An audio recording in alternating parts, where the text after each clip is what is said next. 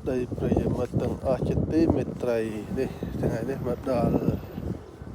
វត្តលេខ6វត្តពុទ្ធរាំងសីបងប្អូនឲ្យបងប្អូនមើលទស្សនភាពវត្តលេខ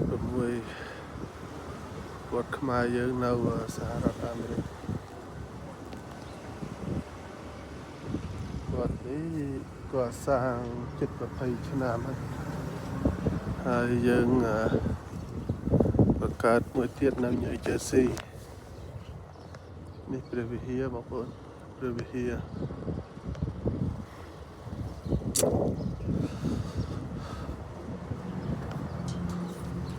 វាមានឆ្នាំ2ឆ្នាំ2ចាំខ្លងទ្វារ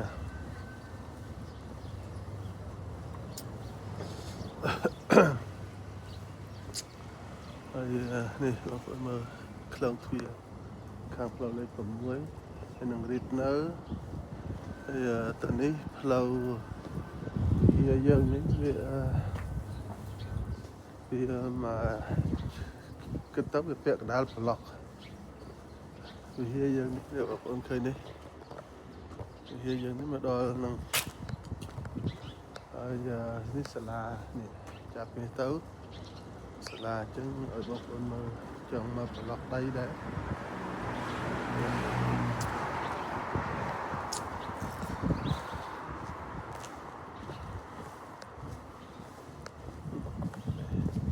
បែរថាគេ3ជាន់នេះរបៀបដេញទាំងអស់នេះ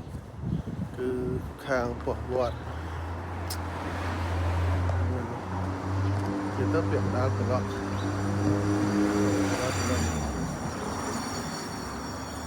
ចាប់ពីតាំងអាគារនេះវាមកកណាត់គឺមកពោះមើលជាក់ដែរ